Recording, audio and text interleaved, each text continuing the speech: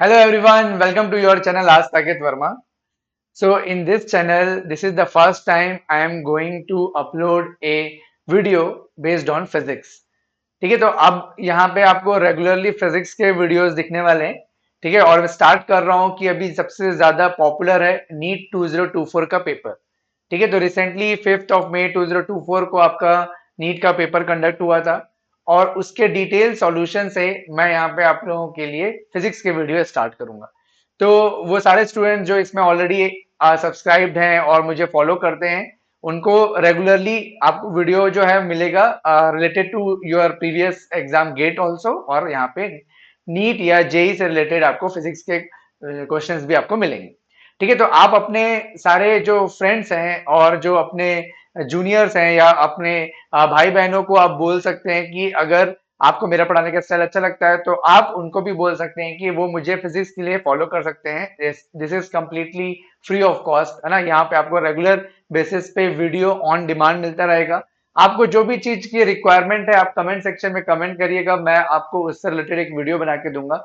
आपको इस चैनल का एडवांटेज क्या है ना, इससे क्या फायदा मिलने वाला है आपको. यहाँ पे जो चीजें हैं वो बहुत ही सिंपल लैंग्वेज में और सिंप्लीफाई करके मिलेगा.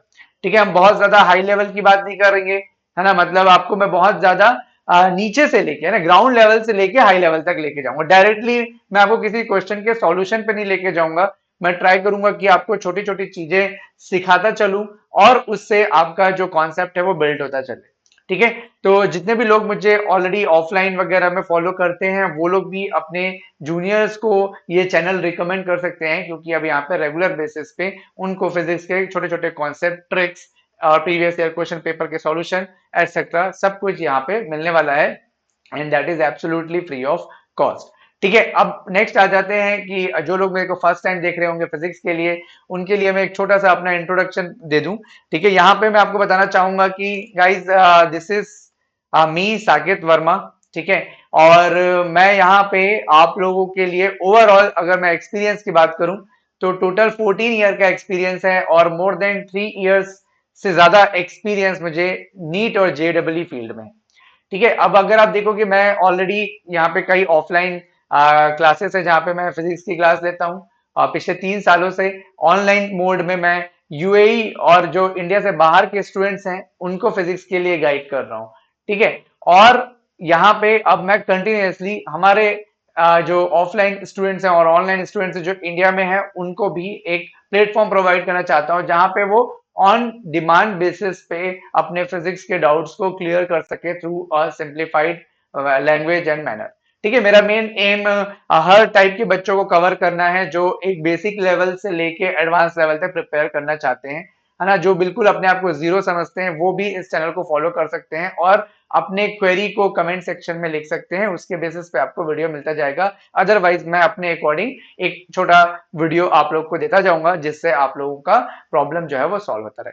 ठीक है, I have done my MTech from IIT Guwahati और मैंने जो एग्जाम्स क्रैक किए हैं उसमें एआई ट्रिपल ई, और फिर आगे क्योंकि मैं इंजीनियरिंग बैकग्राउंड से हूं तो मैंने airport authority of India, DRDO and Bharat electronics limited जैसे पब्लिक सेक्टर गवर्नमेंट जॉब के लिए भी एग्जाम जो होते हैं उनको क्रैक किया है. ठीक है, मेरा एक्सपर्टाइज है फिजिक्स और that is for JW neat and CUET, है ना. यहाँ पे भी एक एंट्रेंस एग्जाम है और इसका भी आपका फिजिक्स का क्वेश्चन पेपर आप या बोल सकते हो फिजिक्स भी इनके सिलेबस में होता है, तो उनके लिए भी मैं फिजिक्स आपको पढ़ाता हूँ.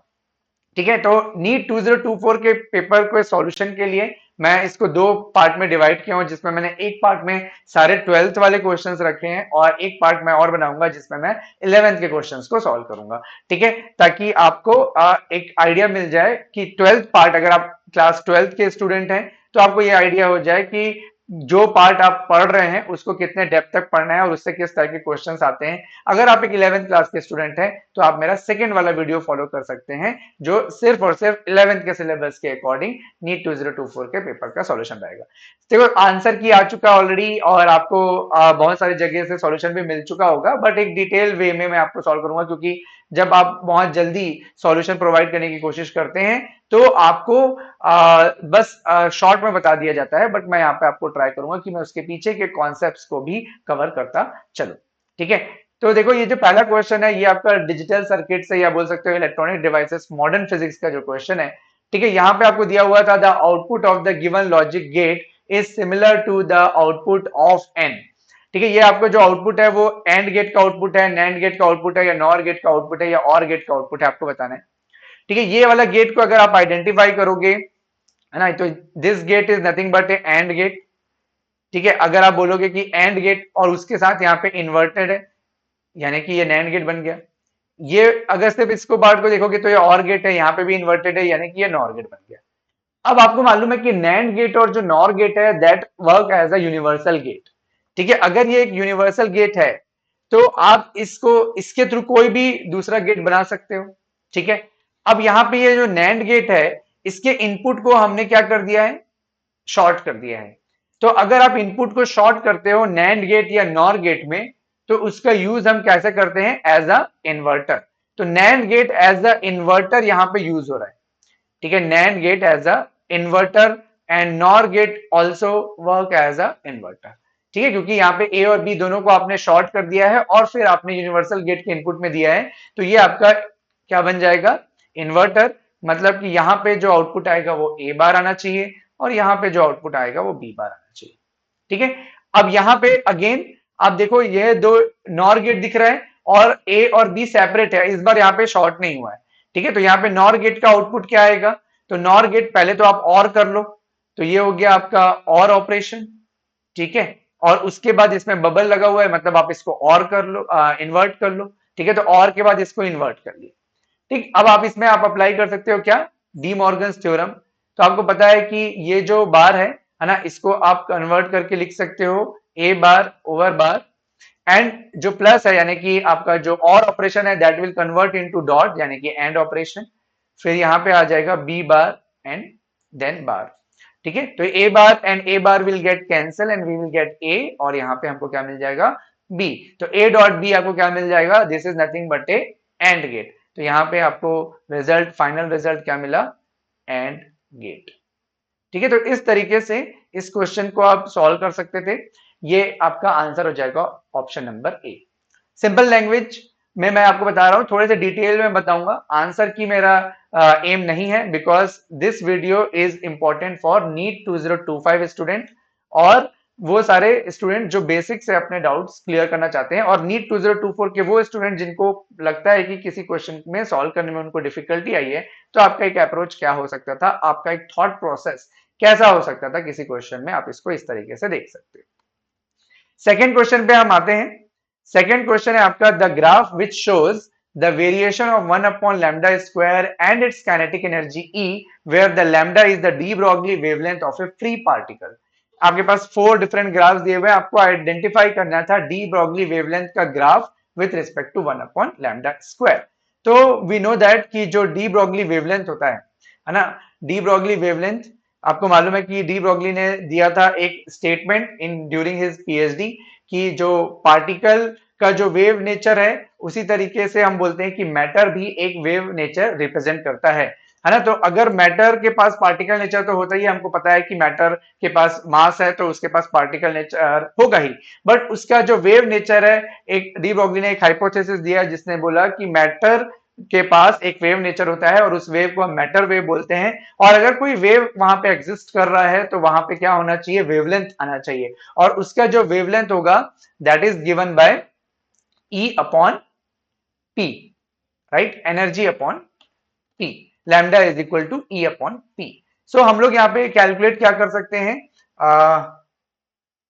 सॉरी ये एच अपॉन पी है, E मतलब एनर्जी है तो अपन उसको बाद में इंक्लूड करेंगे, H upon P, P is the momentum, H is the Planck constant. So P is equal to mv, that is your momentum, है ना, लीनियर मोमेंटम का फॉर्मूला क्या हो गया, mv। अब यहाँ पे आ जाओ, अगर मैं इसको डिराइव करूं तो हमको पता है कि काइनेटिक एनर्जी अगर हमको कैलकुलेट करना है तो वो होता है half mv square is equal to kinetic energy.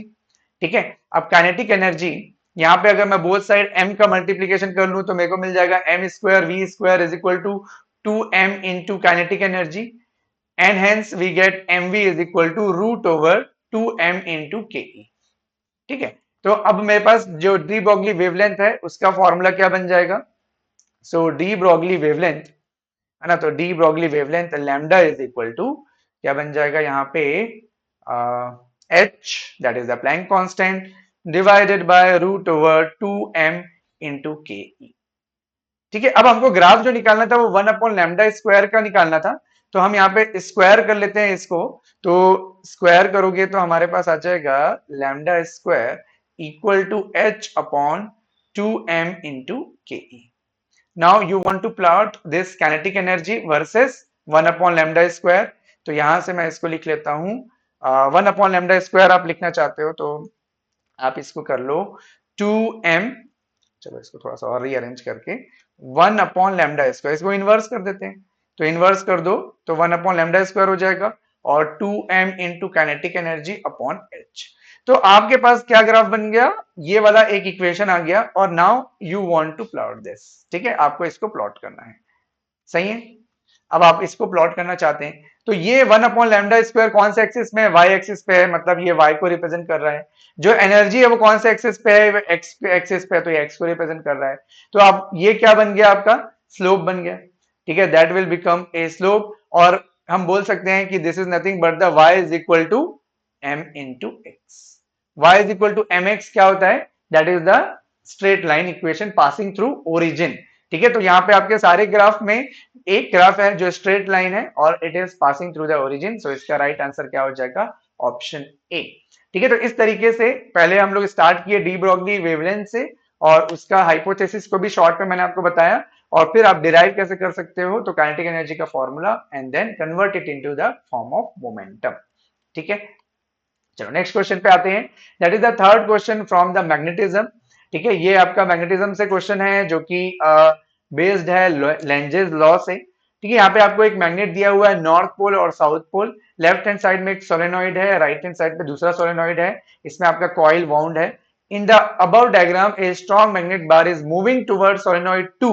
ठीक है, ये जो बार है मैग्नेट बार, उसको हम किस तरफ मूव करा रहे हैं, मैग्नेट को सोलेनॉइड 2 की तरफ मूव करा रहे हैं। And the direction of induced current in solenoid 1 and that in the solenoid 2 respectively are.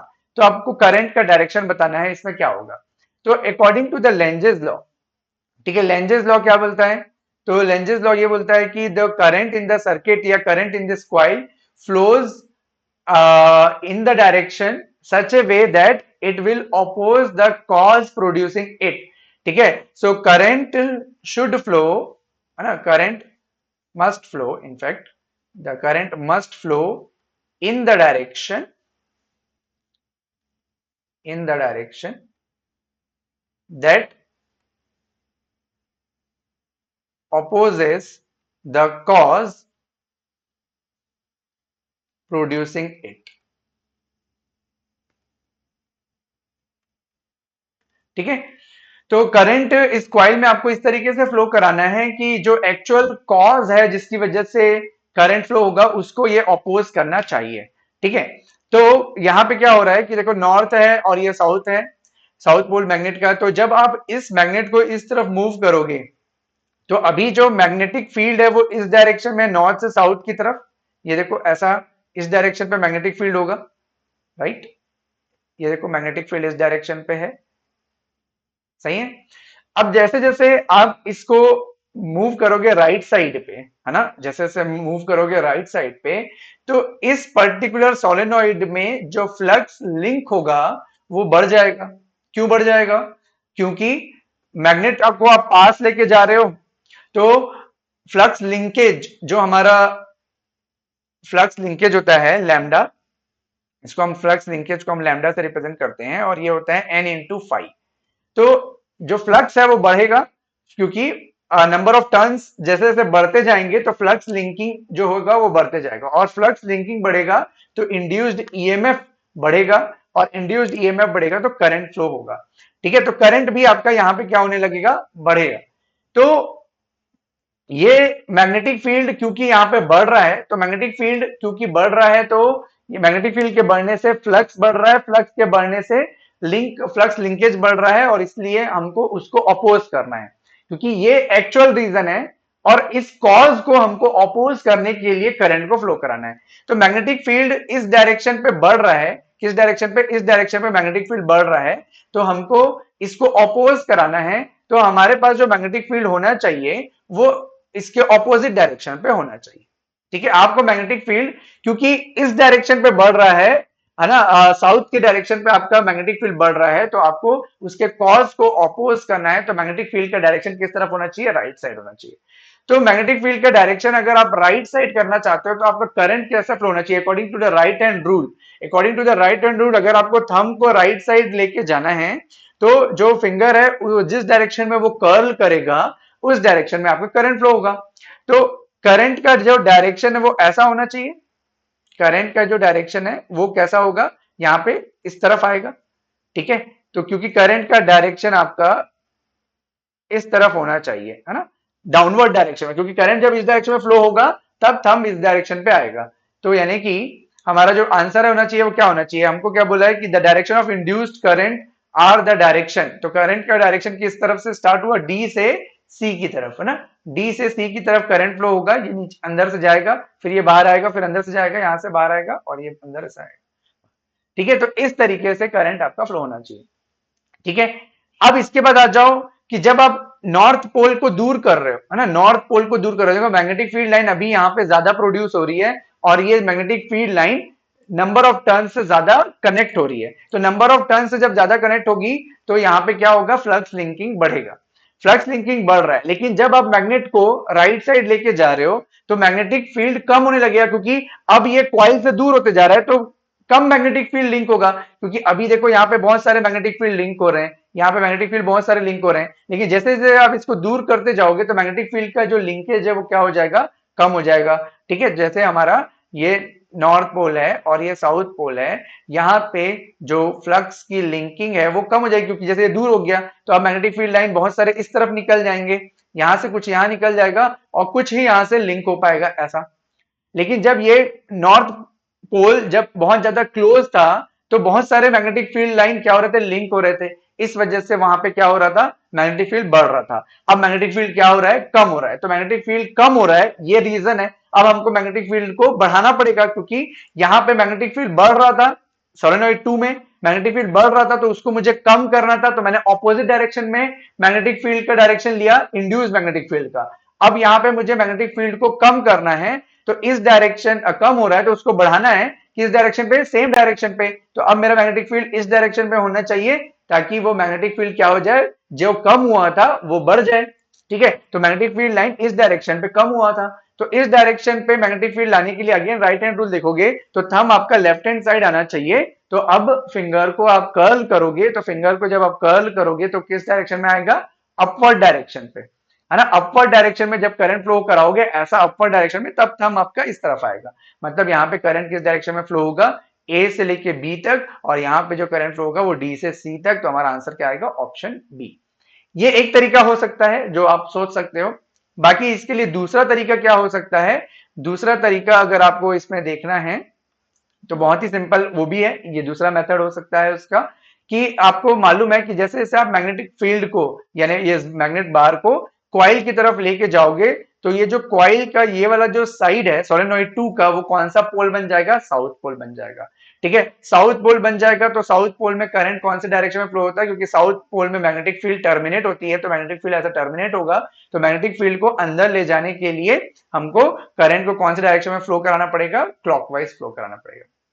ठीक है, मैग्नेटिक फील्ड क्लॉकवाइज फ्लो होगा, तब आपका थंब जो है वो देखो, ये मैग्नेटिक फील्ड इस तरफ है, ये क्लॉकवाइज फ्लो हो रहा है, तो ये क्लॉकवाइज फ्लो होगा, तब ये मैग्नेटिक फील्ड अंदर की तरफ जाएगा, यानी साउथ पोल की तरफ जाएगा। ठीक है, तो ये साउथ पोल बन गया, तो मैग्नेटिक फील्ड यहाँ पे अंदर की तरफ होगा, और अंदर की तरफ फ्लो कराने के लिए क्लॉकवाइज करंट मतलब डी से सी।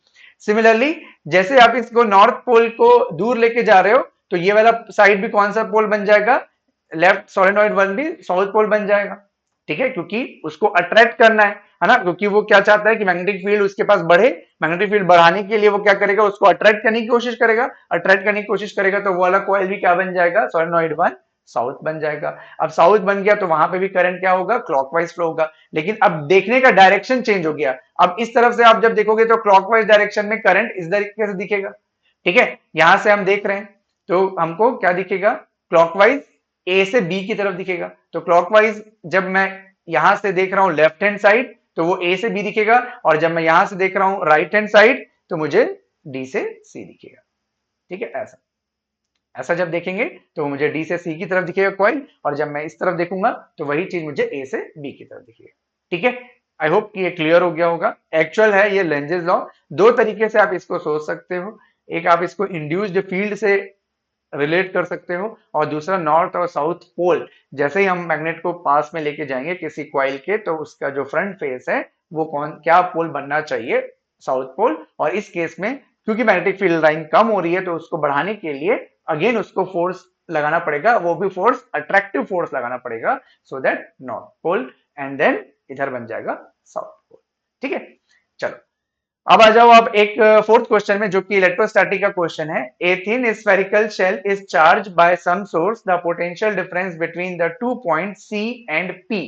ठीक है, तो ये वाला पॉइंट आपका पी है, सी और पी के बीच में पोटेंशियल डिफरेंस क्या होगा, क्योंकि ये एक स्फेरिकल शेल है ना, हॉलो शेल। तो आपको पता होगा कि स्फेरिकल शेल पे अगर हम लोग को तीन अलग अलग जगह एट सरफेस निकालते हैं सपोज, है ना, at surface, at surface of the spherical shell, यानी कि जब r की वैल्यू r होती है तो उस समय जो पोटेंशियल है उसको हम क्या बोलते हैं, k and the charge divided by r। ठीक है, यानी कि 1/4 pi epsilon naught q by r। ठीक है, अब यहां पे इलेक्ट्रिक फील्ड क्या होता है, तो इस पॉइंट पे जो इलेक्ट्रिक फील्ड होता है, तो इलेक्ट्रिक फील्ड की वैल्यू होती है k q by r square, यहाँ पे कैपिटल R का स्क्वायर अच्छा। नाउ इनसाइड, है ना, अगर मैं बोलूं कि इनसाइड द सरफेस, ठीक है, इनसाइड सरफेस अगर हम लेंगे तो इनसाइड सरफेस जो होता है इलेक्ट्रिक फील्ड की वैल्यू क्या होगी, जीरो होगी। तो inside surface electric field zero, electric field zero मतलब we know that D is equal to minus dV upon dr। तो यहां से इलेक्ट्रिक फील्ड को जीरो करने के लिए वोल्टेज की वैल्यू क्या होनी चाहिए, कांस्टेंट। तो वोल्टेज की वैल्यू किसके इक्वल होगी, which is constant and the value of voltage at surface. तो जितना वोल्टेज सरफेस पे होगा उतना ही वोल्टेज इन साइड पे भी होना चाहिए, तभी आपका इलेक्ट्रिक फील्ड जीरो हो सकता है। ठीक है, ये दो प्रॉपर्टी आपको मालूम है, फर्स्ट और सेकंड, सरफेस पे और इनसाइड द सरफेस क्या होता है, electric field and potential. Now जो पॉइंट P है, जो पॉइंट P है, that point is also lie in the surface and we want to calculate the potential difference between Vp and Vc। ठीक है, तो पॉइंट P पे जो voltage है वही पॉइंट C पे भी होगा। ठीक है, तो यहाँ पे दोनों का वोल्टेज क्या है, सेम है, hence the potential difference between this two point is zero, it is independent of R, है ना, वो R पे डिपेंड नहीं कर रहा है। C पे और P पे दोनों पे वोल्टेज क्या आएगा, सेम आएगा, क्योंकि वोल्टेज कांस्टेंट है। ये कौन सा सरफेस बन जाता है, that surface is known as equipotential surface, है ना, जहां पे वोल्टेज कांस्टेंट होता है उसको हम क्या बोलते हैं, इक्विपोटेंशियल सरफेस। तो ये पूरा इक्विपोटेंशियल सरफेस है, इसीलिए इसमें कोई पोटेंशियल डिफरेंस नहीं होगा and hence the potential difference will be zero. Next आ जाओ आप, ये आपका वाइब्रेशनल गैल्वेनोमीटर का question. In a uniform magnetic field of 0.049 tesla, a magnetic needle performs 20 complete oscillation in 5 seconds as shown. The moment of inertia of the needle is 9.8 into 10 to the power minus 6 kg meter square. If the magnitude of magnetic moment is x into 10 to the power minus 5 ampere meter square, then the value of x. तो देखो ये vibrational galvanometer का question है। जब आप किसी magnetic बार को magnetic field के प्रेजेंस में सिंपली हैंग करते हो, तो इसमें जो अर्थ का जो मैग्नेटिक फील्ड है उसका जो हॉरिजॉन्टल कंपोनेंट है वो क्या करता है, डिस्टर्ब हो जाता है। ठीक है, इसके जो अर्थ के मैग्नेटिक फील्ड के जो दो कंपोनेंट इसमें आएंगे, क्योंकि ये पैरेलल रखा हुआ है मैग्नेटिक बार के मैग्नेटिक फील्ड के, तो इसके जो हॉरिजॉन्टल कंपोनेंट है वो डिस्टर्ब होगा, जिसकी वजह से वो क्या होगा, सिंपल हार्मोनिक मोशन में आ जाएगा। तो ये वाला जो बार है वो वहां पे क्या करेगा, एक सिंपल हार्मोनिक मोशन करेगा, और जब सिंपल हार्मोनिक मोशन करेगा तो उसका टाइम पीरियड का फॉर्मूला हमारे पास है कि अगर कोई मैग्नेटिक बार सिंपल हार्मोनिक मोशन करता है तो यहाँ पे हम लोग एंगुलर मोमेंटम की बात करेंगे, और हमारे पास फॉर्मूला है the time period is equal to I upon magnetic moment into magnetic field, and यहाँ पे आ जाएगा 2 पाई। ठीक है, 2 pi into root over I upon M B. ये आपका किसका क्वेश्चन हो गया, टाइम पीरियड का फॉर्मूला हो गया। अब यहाँ पे आई क्या होता है, आई मोमेंट ऑफ इनर्शिया है, एम क्या है, मैग्नेटिक मोमेंट है, और बी क्या है, मैग्नेटिक फील्ड है। हमको क्या निकालना है, मोमेंट निकालना है, मैग्नेटिक फील्ड हमारे पास है, मोमेंट ऑफ इनर्शिया है, टाइम पीरियड क्या होगा, तो एक ऑसिलेशन करने में कितना टाइम लग रहा है, वही आपका टाइम पीरियड होगा। तो हमको दिया हुआ है कि 20 ऑसिलेशन, ठीक है, 20 ऑसिलेशन करने में उसको कितना टाइम लग रहा है, 20 ऑसिलेशन करने में 5 सेकेंड लग रहा है। तो वन ऑसिलेशन में कितना टाइम लग जाएगा, सिंपल यूनिटरी मेथड कि वन ऑसिलेशन में लग जाएगा 5/20 into 1, that is equal to 1/4। तो 1/4 सेकेंड लग जाएगा, ठीक है। तो 1/4 सेकेंड लग गया। अब यहाँ पे टाइम पीरियड आ गया आपके पास 1/4 equal to 2 pi. Then we have moment of inertia. Moment of inertia की वैल्यू कितनी है, 9.8 into 10⁻⁻6 whole divided by momentum. Angular momentum कितना है, x इंटू 10⁻⁻5 इंटू x है, ओनली x लिखो क्योंकि 10⁻⁻5 के टर्म्स में निकालना है, तो x है इंटू ये हो गया b कितना है 0.049, तो मैं इसको लिख लेता हूँ 49 इंटू 10⁻⁻3, ठीक है। सो अब मैं इसको स्क्वायर करता हूं, तो मैं स्क्वायर किया तो मुझे मिल गया 1/16, यहां से मिल गया 4 पाई स्क्वायर, और ये हो गया 98 into 10⁻⁻6 divided by x into 49 into 10⁻⁻2, ठीक है। ये वाला जो डेसिमल था 9.8 वाला, उसको मैं नीचे ले गया तो ये आ जाएगा, ये 49 और ये 98 कैंसिल हो जाएगा। देन यहाँ पे आ गया x इंटू 10⁻⁻2, 16 4 जा 64, 64 इंटू 2 हो गया 128 पाई स्क्वायर इंटू 10⁻⁻6, ठीक है। तो यहाँ से x की वैल्यू आ जाएगी 1280 पाई स्क्वायर, ठीक है। x की वैल्यू कितनी आ गई 1280 10⁻⁻5, है ना, ये नीचे जाएगा तो 10⁻, ऊपर गया तो यहाँ पे 10⁻2 हो जाएगा, ठीक। तो उसको हम लोग सॉल्व करेंगे 10⁻4 और 5 के टर्म्स में लिखेंगे तो ये आंसर आ जाएगा। तो x की वैल्यू मेरे ये आ रही है, इसको कंपेयर करोगे तो एक्चुअल में क्या आ जाएगा, अगर मैं डायरेक्टली 10⁻5 रखा होता तो मुझे x की वैल्यू क्या मिलती 1280, ठीक है। तो यहाँ पे हमारा क्या आंसर होना चाहिए 1280 पाई स्क्वायर, ठीक है। अगर मैं यहाँ पे 10⁻5 पहले लिख देता तो x की वैल्यू डायरेक्टली मिलती आपको 1280, और मैंने अभी यहाँ पे क्या किया, x की वैल्यू निकाल लिया है, एग्जैक्टली कितनी आ रही है 1280 पाई स्क्वायर इंटू 10⁻5। इसको कंपेयर करेंगे तो एक्चुअल में जो x होना चाहिए वो क्या होना चाहिए 1280 पाई स्क्वायर, ठीक है। तो सॉल्व करने का तरीका है, जस्ट आप इसको अपने अकॉर्डिंग भी सॉल्व कर सकते हो। नाउ द नेक्स्ट क्वेश्चन, ये सिंपल आपका वोल्टेज पोटेंशियल का क्वेश्चन है, पोटेंशियल डिफरेंस बैटरी वाला, ठीक है। The terminal voltage of the battery whose EMF is 10 volt and the internal resistance is 1 ohm when connected through an internal resistance of 4 ohm, then what is the terminal voltage, है ना। आपको क्या निकालना है terminal voltage, कहाँ पे terminal voltage battery के cross, मतलब यहां से लेके यहां तक का वोल्टेज आपको कैलकुलेट करना है, ठीक है। ये वाला वोल्टेज आपको कैलकुलेट करना है, ये टर्मिनल वोल्टेज। तो इस वोल्टेज को कैलकुलेट करने के लिए ये जो वोल्टेज जो मैं बोल रहा हूं वो एक्चुअल में वोल्टेज किसके क्रॉस आएगा 4 ओम के क्रॉस। तो यहाँ पे आप देखो दो तरीके से सॉल्व कर सकते हो, एक जो जनरली हर जगह आपको कराते हैं, और एक आपका अगर आपको वोल्टेज डिवीजन रूल पता है, ठीक है। अगर आपको वोल्टेज डिवीजन रूल पता है तो जिस रेजिस्टेंस के अक्रॉस आपको वोल्टेज कैलकुलेट करना है उस रेजिस्टेंस के अक्रॉस हम लोग क्या करते हैं टोटल वोल्टेज को मल्टीप्लाई करते हैं and divided by total resistance. जैसे कि अगर मान लो यहाँ पे दो रेजिस्टेंस है R1 और R2, और इसके अक्रॉस हमारे पास टोटल वोल्टेज है V।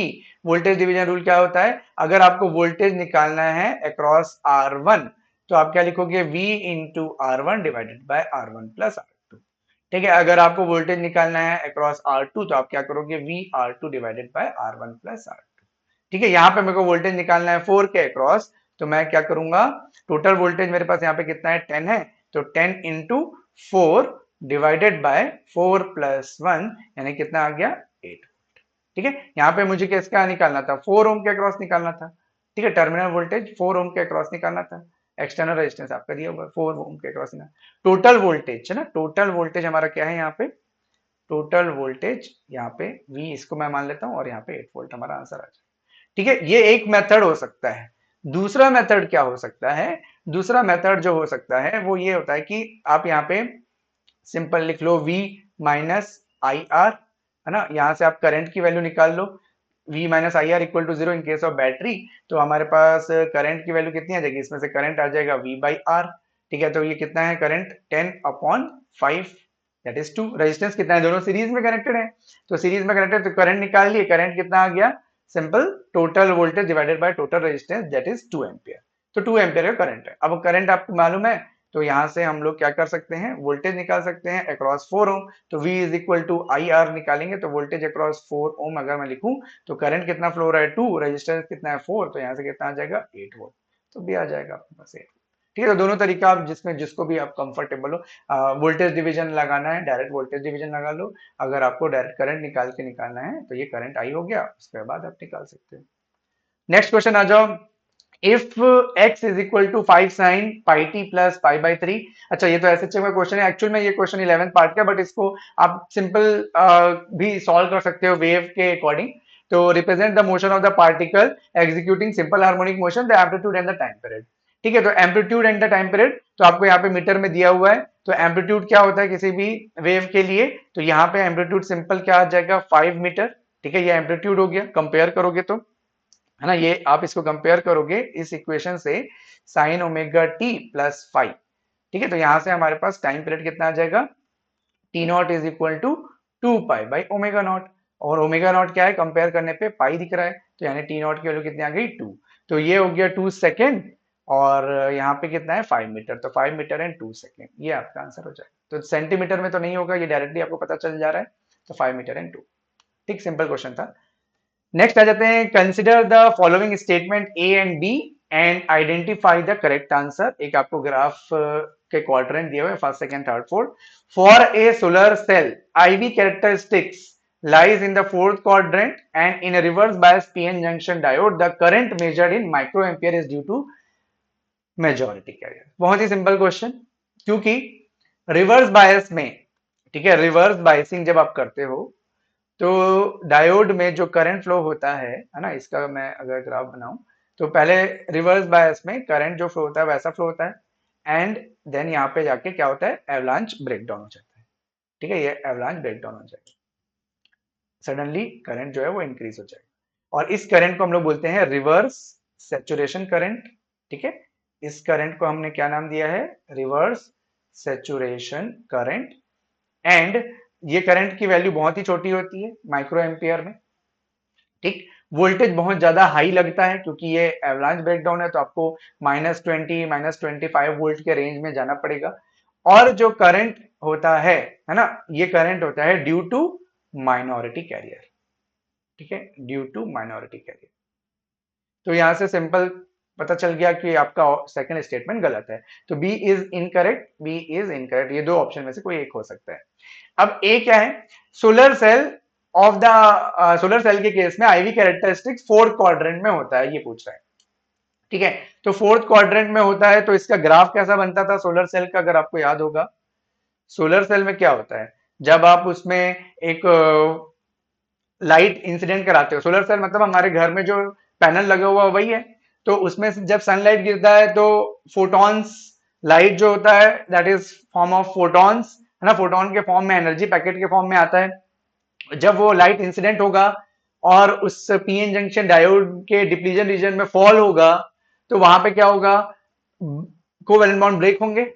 ठीक है, जब आप एक सफिशिएंट एनर्जी का फोटोन इंसिडेंट कराओगे डिप्लीजन रीजन में ऑफ पीएन जंक्शन, तो वहां पे क्या होना चाहिए, जब एनर्जी मिलेगी, अगर वो एनर्जी एनर्जी गैप से ज्यादा है, तो एनर्जी गैप से ज्यादा है तो चार्ज कैरियर फ्री हो जाएंगे, और जब चार्ज कैरियर फ्री होंगे तो इलेक्ट्रॉन जो है वो ऊपर की तरफ एक्यूमुलेट होता है ना। अगर आपको सोलर सेल का स्ट्रक्चर याद हो तो इस टाइप का कुछ स्ट्रक्चर होता है सोलर सेल का।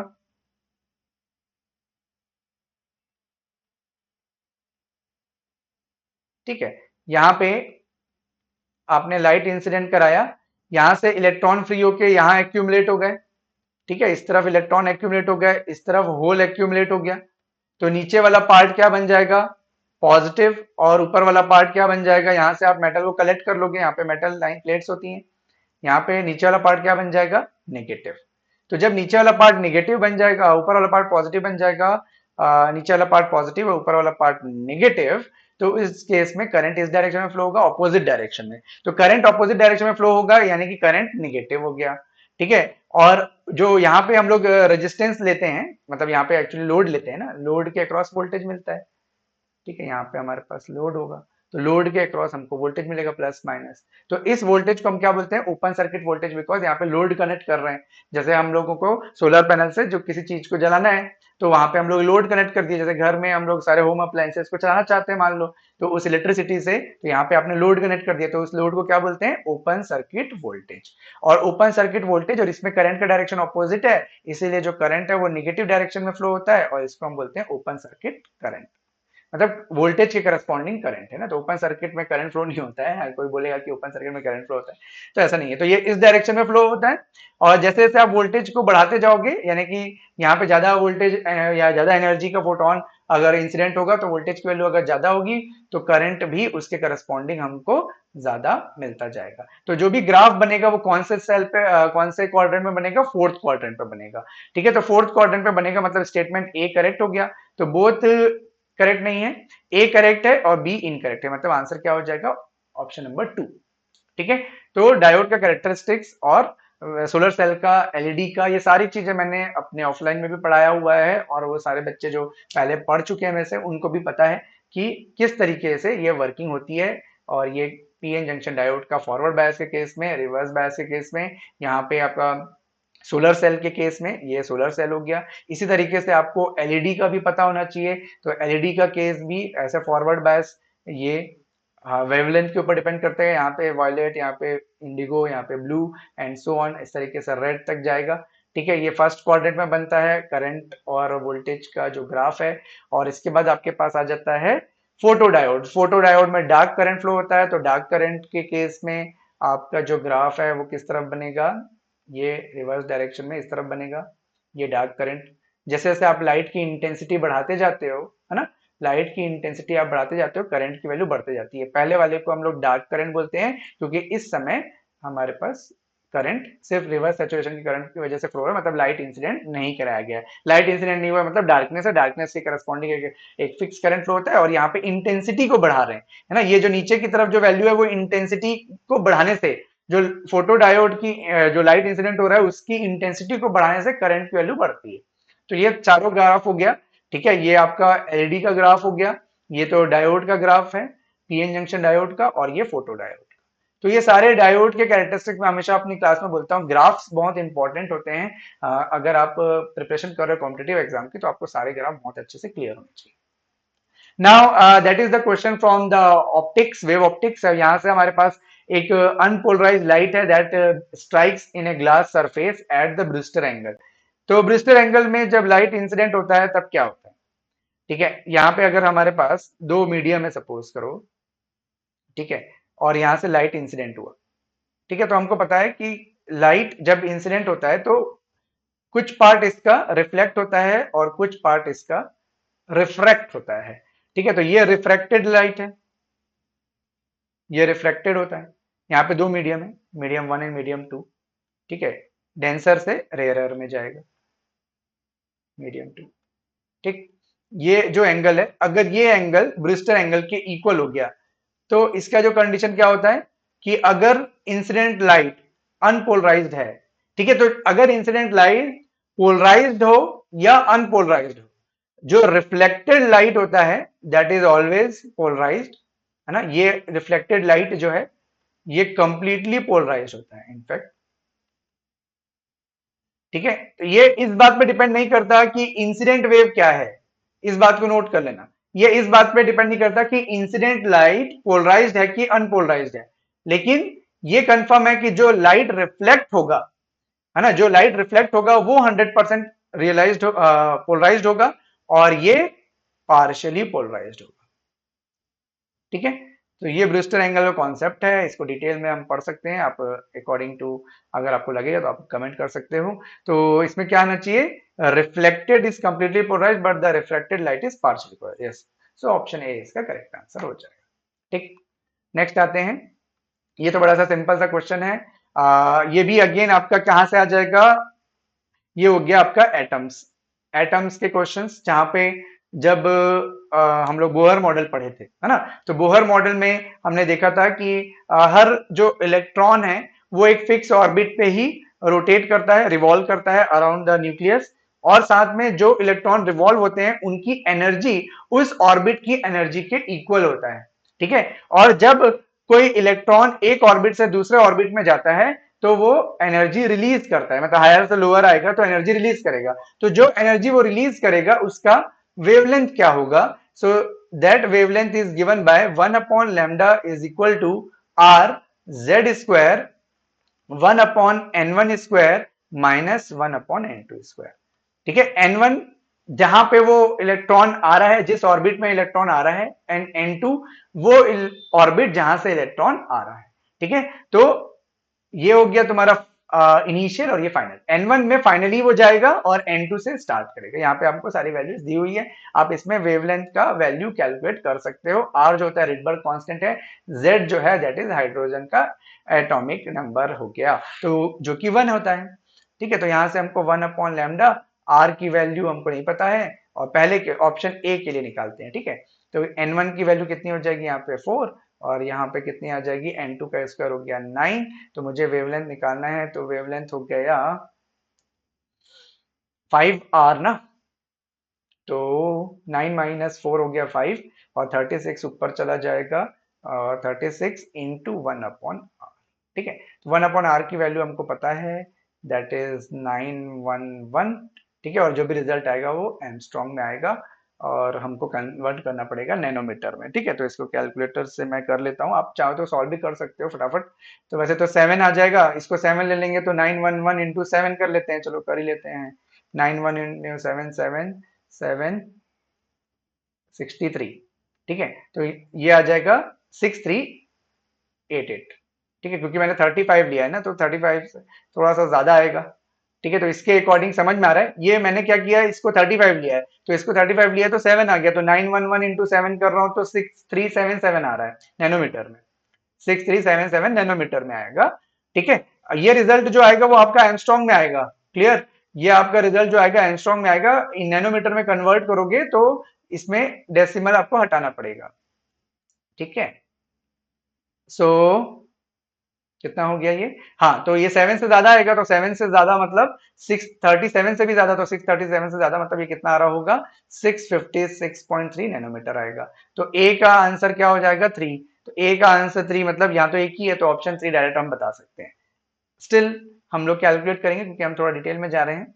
और r 1/n1 स्क्वायर वहां पे हो गया 1/4, ये हो गया 1/16, तो लैम्डा की वैल्यू हो जाएगी तुम्हारी 64 into 1 divided by 12 into r। तो यहाँ पे भी हम करेंगे तो 64 डिवाइडेड बाय 12 इंटू 911, ये एंगस्ट्रॉम में आएगा, इसको कन्वर्ट कर लेंगे।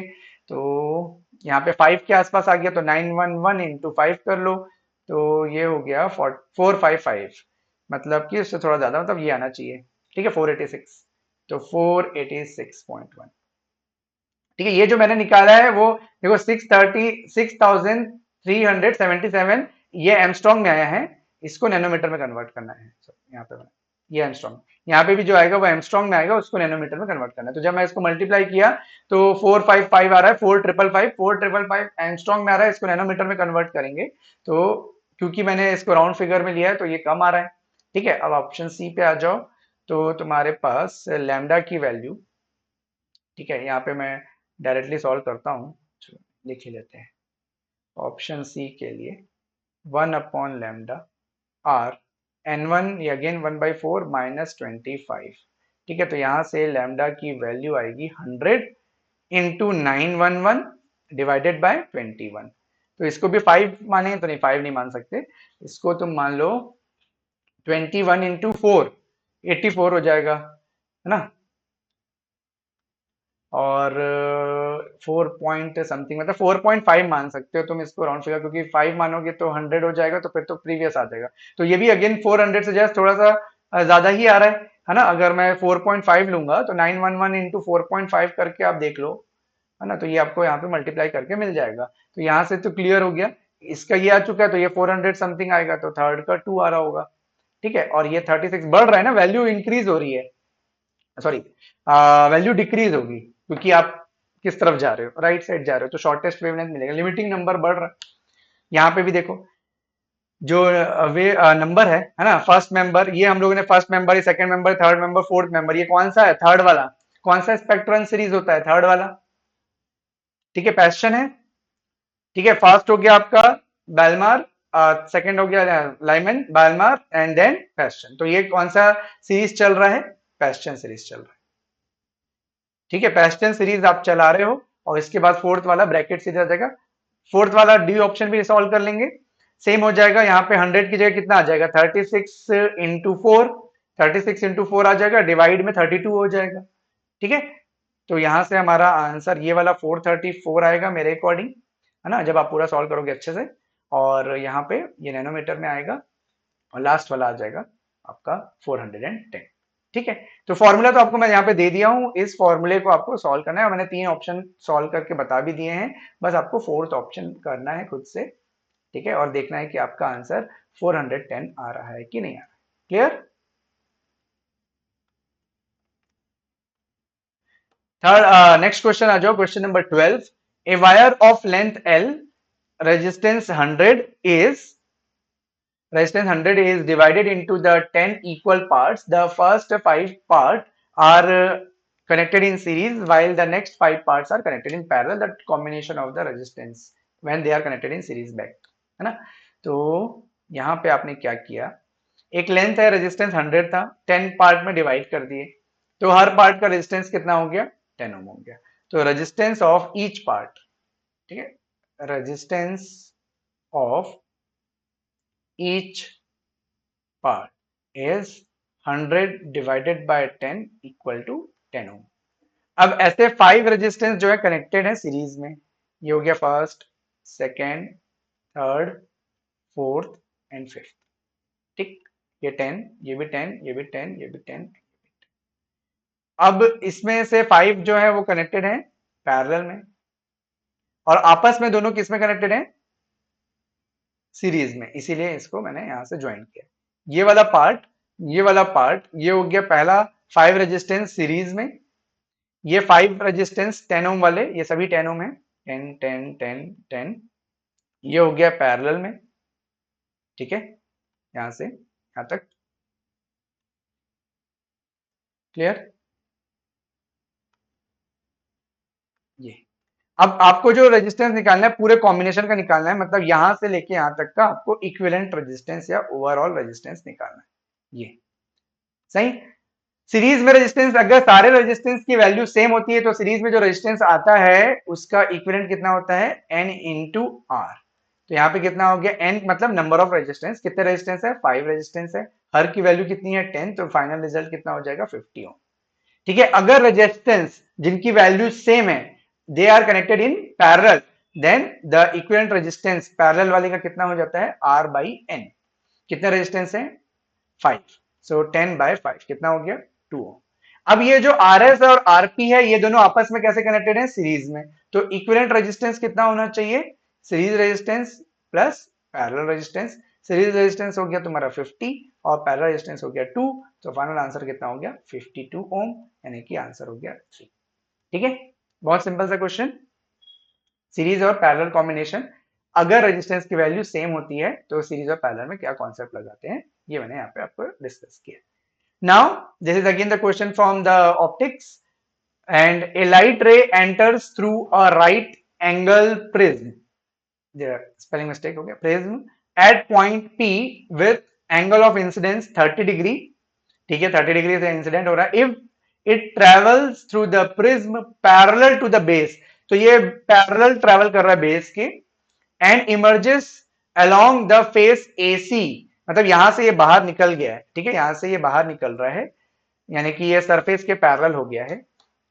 ठीक है, the refractive index of the prism, क्या करना चाहिए, है ना। ये स्नेल्स लॉ पे बेस्ड क्वेश्चन, आपको मालूम है कि प्रिज्म के क्वेश्चंस को हमको सिर्फ आपको हर साइड पे स्नेल्स लॉ लगाना है और सॉल्व करते जाना है। इंपॉर्टेंट क्या होता है प्रिज्म वाले क्वेश्चन पे, आपको एंगल कैलकुलेट करना आना चाहिए। ठीक है, जैसे कि आप यहाँ पे देख रहे हो कि ये 90 डिग्री है। ठीक है, राइट एंगल दिया तो ये 90 डिग्री दिया हुआ है। अब ये 90 डिग्री है, यहां पे मान लेते हैं थीटा है अगर एंगल, तो ये दोनों लाइन पैरेलल है और ये इसको कट कर रहा है, तो पैरेलल लाइन है तो ये वाला एंगल और ये वाला एंगल दोनों सेम होगा, थीटा। ठीक है, ये वाला लाइन पैरेलल है तो ये एंगल थीटा, तो ये एंगल भी थीटा होगा। अब ये 90 है, ये थीटा है, तो ये वाला एंगल 90 माइनस थीटा हो गया। ठीक है, ये वाला एंगल 90 माइनस थीटा हो गया। और अगर ये जो है वो क्या चीज दिया है, डॉटेड लाइन, डॉटेड लाइन आपका नॉर्मल टू द साइड है, तो ए बी का जो नॉर्मल है वो ये दिया हुआ है आपको, फर्स्ट नॉर्मल। तो नॉर्मल जो होता है वो साइड से हमेशा 90 डिग्री बनाता है, मतलब ये वाला एंगल भी कितना हो जाएगा, 90 माइनस थीटा, क्योंकि ये एंगल अगर थीटा है और पूरा एंगल कितना होगा, नॉर्मल हमेशा 90 डिग्री बनाता है, यहाँ पे दिया भी है देखो, ये नॉर्मल जो है वो 90 डिग्री बना रहा है, तो नॉर्मल अगर 90 डिग्री बनाता है तो ये एंगल 90 माइनस थीटा हो गया। सिमिलरली अगर ये 90 डिग्री बना रहा है तो ये एंगल कितना हो गया, थीटा हो गया। ठीक है, एक बार फिर से यहाँ पे लिख देता हूं मैं, क्लियर थोड़ा।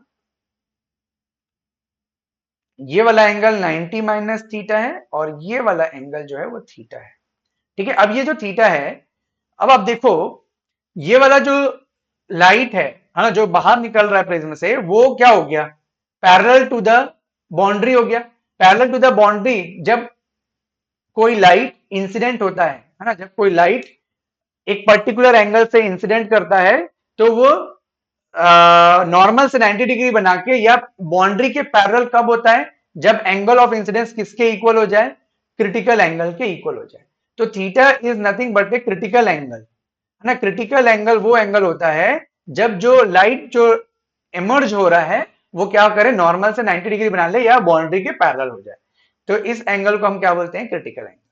ठीक है, अब क्रिटिकल एंगल का फॉर्मूला क्या होता है, तो साइन थीटा सी, है ना, सेकेंड मीडियम का रिफ्रैक्टिव इंडेक्स जो कि एयर है, तो वो हो गया 1 डिवाइडेड बाय फर्स्ट मीडियम का रिफ्रैक्टिव इंडेक्स, मतलब जहां से लाइट आ रही है, तो लाइट कहां से आ रहा है, प्रिज्म से आ रहा है, तो प्रिज्म का रिफ्रैक्टिव इंडेक्स, इसको हम कर लेते हैं इक्वेशन नंबर 1।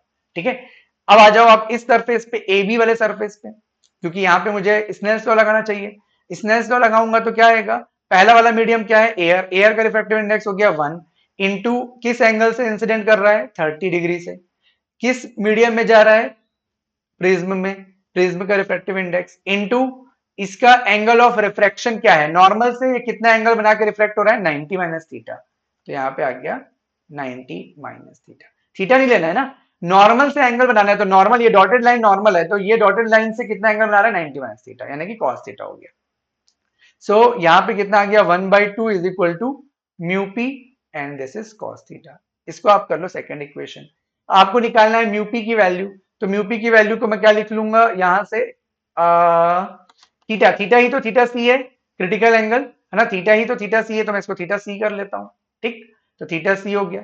अब क्या करोगे, अब मुझे चाहिए साइन स्क्वायर थीटा की वैल्यू।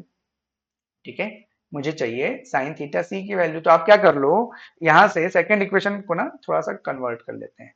ठीक है, सेकंड इक्वेशन को कॉस थीटा सी लिख लेते हैं। कॉस थीटा सी कितना हो गया, 1/2 म्यू पी, ये मेरा सेकंड इक्वेशन है। ठीक है, अब मेरे पास क्या एडवांटेज हो गया, लेफ्ट हैंड साइड में sine theta C cos theta C आ गया, दोनों को स्क्वायर करके ऐड कर दो, तो sine square theta C plus cos square theta C equal to कितना होता है, 1 होता है, और यहां से कितना आ जाएगा, 1/μp², और यहां से कितना आ जाएगा, 1/4μp²।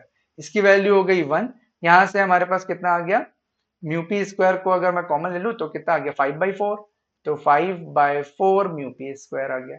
तो म्यूपी की वैल्यू कितनी हो गई, √5/2। ठीक है, म्यूपी की वैल्यू कितनी हो गई, 5/2, √5/2, दैट इज ऑप्शन नंबर 3। ये क्या है, आपका प्रिज्म का रिफ्रैक्टिव इंडेक्स। ठीक, नेक्स्ट क्वेश्चन पे आते हैं। अल्फा बीटा डीके, वैसे तो देखो मेंशन नहीं था सिलेबस पे, तो ऐसा लग रहा था कि ये वाला पार्ट क्या हो गया है, ओमिट हो गया है, बट क्या होता है कि हर वर्ड पे हम नहीं जा सकते, हमको थोड़ी सी बेसिक चीजें पढ़ लेनी चाहिए, जो नहीं भी मेंशन हो थोड़ा सा पढ़ लेना चाहिए एक्स्ट्रा एफर्ट डाल के। ठीक है, अल्फा पार्टिकल, यहाँ पे अल्फा डीके हो रहा है, यहाँ पे आपका ऐड हो रहा है, और फिर यहाँ पे बीटा डीके हो रहा है, फिर यहाँ पे इलेक्ट्रॉन ऐड हो रहा है। ठीक है, एक पॉजिट्रॉन हो गया, एक इलेक्ट्रॉन हो गया। तो ये पूरे प्रोसेस में क्यू का क्या पूछा है, मास नंबर और एटॉमिक नंबर, है ना। मास नंबर क्या हो गया, यहाँ पे एक्स, यहाँ पे हो गया ए, ये हो गया जेड।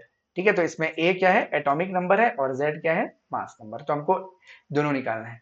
मास नंबर ए है, जेड एटॉमिक नंबर है। अल्फा डीके, इससे क्या होगा, अल्फा डीके होता है तो अल्फा डीके मतलब अल्फा हट रहा है वहां से, अल्फा मतलब क्या हो गया, उसका मास हो गया आपका 2 टाइम्स आपका चार्ज डीके होगा, मास 4 टाइम्स। तो यहाँ पे जो आएगा वो कितना आ जाएगा 286, और ये हो गया x, और ये हो गया 80।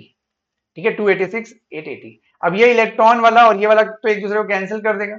अब यहाँ से सिर्फ एक क्या कैंसिल हो रहा है, बीटा डीके बस हो रहा है। तो बीटा डीके होगा तो यहाँ पे कितना आ जाएगा 286 x और 81। सो कितना आ जाएगा 286 81। ठीक है, तो ऑप्शन ए इसका राइट आंसर हो गया। सही है। Next, given below are the two statements. One is labeled assertion and second is reason. The potential difference at any axial point at 2 meter distance from the center of the dipole vector, dipole moment vector P has the value 9 into 10 to the power 3. ठीक है, and बोल रहा है कि ये जो potential आपने निकाला है that is from the formula 2p upon 4 pi epsilon not square. तो अगर हम बोले कि इस तरीके से हमारे पास डाइपोल है तो उसके एक्सिस में, ठीक है, उसके एक्सिस में इस तरीके से dipole moment centre axial point से ना कितना होगा, सॉरी ये उल्टा बन गया, ऐसा बनाना है, यहां से बनाते हैं ये, ठीक है, और इसके सेंटर ये लो, यहां से एक्सियल पॉइंट पे किसी पर्टिकुलर डिस्टेंस आर पे। ठीक है, तो एक को आप अगर प्लस क्यू लोगे दूसरे को माइनस क्यू ले लेंगे, है ना। यहाँ से सेंटर पॉइंट हो गया, सेंटर पॉइंट से किसी डिस्टेंस आर पे अगर मुझे पोटेंशियल निकालना है, एक्सियल पॉइंट है ये, एक्सियल पॉइंट यहाँ पे पोटेंशियल निकालना है तो कितना होता है फॉर्मूला, पोटेंशियल का फॉर्मूला होता है के पी अपॉन आर स्क्वायर। ठीक है, केपी की वैल्यू, के की वैल्यू हो गई 9 इंटू 10⁻9, पी हो गया तुम्हारा मैग्नेटिक मोमेंट, डायपोल मोमेंट, ये वाला डायपोल मोमेंट, डायपोल मोमेंट कितना है 4 into 10 to the power -6 into 10⁻, अच्छा कूलम मीटर है ये, ठीक है कूलम मीटर है, यूनिट सेंटीमीटर नहीं है ना, कूलम मीटर है, divided by R square, R कितना है 2, तो 2 का स्क्वायर कर दो 4 आ गया। तो इन दोनों को सॉल्व किया कितना आ रहा है 9 इंटू 10⁻3। तो डायरेक्शन प्लस माइनस कुछ भी हो सकता है यहाँ पे, तो कितना हो गया 9 इंटू 10⁻3, तो ये तो करेक्ट है। मतलब कि इस फॉर्मूले से जो पहला स्टेटमेंट दिया है, सेकंड स्टेटमेंट बोलना चाहिए, वो करेक्ट है। बट यहाँ पे असर्शन करेक्ट है, और रीजन क्या दिया है, रीजन, रीजन बोल रहा है कि अगर आप वोल्टेज निकालोगे इस फॉर्मूले से तो इतना आएगा, जबकि यहाँ पे क्या दे दिया है 2 एक्स्ट्रा दे दिया है। तो फॉर्मूला क्या होता है केपी अपॉन आर स्क्वायर, के की value 1/4 pi epsilon not square, इसमें 2 का फैक्टर एक्स्ट्रा है। तो अगर इस फॉर्मूले से मैं निकालूंगा तो कितना आएगा, सेकंड वाले से अगर हम निकालेंगे तो पोटेंशियल आ जाएगा 18 into 10⁻3, which is not correct. तो यहाँ पे ए जो है करेक्ट है और बी जो है वो फॉल्स है, A is true and R is false. ठीक है, रीजन फॉल्स है but A is true. Next आ जाओ, in the following circuit the equivalent capacitance between the terminal A and B, A और बी के बीच में आपको क्या निकालना है, इक्विवेलेंट कैपेसिटेंस निकालना है। आपको क्या दिख रहा है, ये जो बैलेंस ब्रिज के फॉर्म में दिख रहा है, क्योंकि सभी की वैल्यू यहाँ पे देखो सेम है, तो बैलेंस ब्रिज की वैल्यू दिख रही है, मतलब यहां से करंट जीरो हो जाएगा। अगर ये करंट जीरो हो गया मतलब इसको मैं क्या ले लूंगा, ओपन सर्किट। तो अगर मैं इसको ओपन सर्किट ले लिया, यानी कि यहाँ पे कुछ भी कनेक्टेड नहीं है, तो उस केस में ये कैसा बन जाएगा, ये ऐसा दिखेगा, ये दोनों सीरीज में हो जाएंगे। ठीक है, और यहां से ये दोनों सीरीज में दिखेंगे। अब कैपेसिटेंस सीरीज में जब कनेक्ट होता है सेम वैल्यू, तो रेजिस्टेंस का ऑपोजिट करना है। ठीक है, रेजिस्टेंस का ऑपोजिट करना है मतलब क्या, नंबर ऑफ कैपेसिटेंस से डिवाइड करना पड़ेगा। ये 2 है, ये भी 2 है माइक्रो में। ठीक है, तो इन दोनों का जो इक्विवेलेंट आएगा, इन दोनों का जो इक्विवेलेंट आएगा, क्योंकि ये सीरीज कनेक्शन है तो सी एस ले लेता हूं, इसका वैल्यू जो आएगा, जो एक्चुअल कैपेसिटेंस है divided by number of capacitance, तो सी डिवाइडेड बाय 2 कितना आ गया, 2 डिवाइड बाय 2 है ना, 2 divide by 2 that is equal to 1। ठीक है, तो सी की वैल्यू 2 है, नंबर ऑफ कैपेसिटेंस भी 2 है, तो ये आ गया 1 माइक्रोफैरड। सिमिलरली यहां पे भी जब आप कैलकुलेट करोगे तो भी कितना आएगा, वो ये 2 माइक्रोफैरड है, दिस इज ऑल्सो 2 माइक्रोफैरड। अब यहाँ पे कितना आ जाएगा, सेम 1 माइक्रोफैरड। अब ये दोनों आपस में कैसे कनेक्ट है, 1 और 1 पैरेलल में, है ना, 1 और 1 पैरेलल में, ये आ गया 1, यहां से 1। अगर दो कैपेसिटेंस जिनकी वैल्यू सेम है, if they are connected in parallel, if they are connected in parallel, ठीक है, तो इनका जो इक्विवेलेंट कैपेसिटेंस होता है वो कितना होता है, ए और बी कितना हो जाएगा, number capacitance multiplied with number of capacitance, कितने कैपेसिटेंस है 2, है ना, और कितना वैल्यू है उसका 1, तो कितना आ गया 2 माइक्रोफैरेड। ठीक है, कितना आ जाएगा 2 माइक्रोफैरेड, सिंपल। ब्रिज बैलेंस है, जैसे आपको इस तरीके का कोई क्वेश्चन दिखे तो आप बैलेंस ब्रिज समझ लो और उसके बाद फटाक से इसको सॉल्व कर सकते। That is the statement based question again from the photoelectric effect.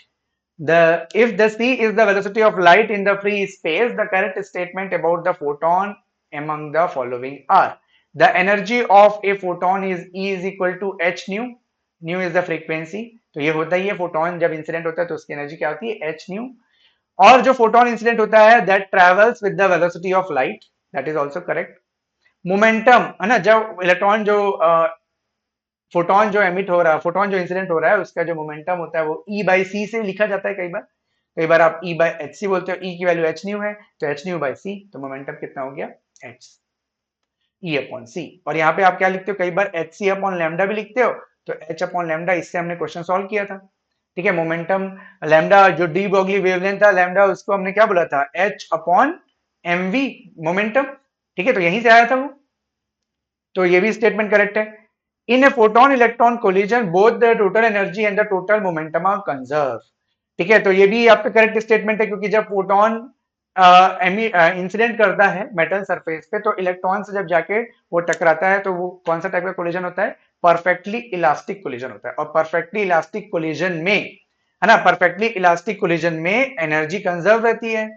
ठीक है, परफेक्टली इलास्टिक कोलिजन में मोमेंटम क्या रहता है, कंजर्व रहता है, एनर्जी लॉस नहीं होता है.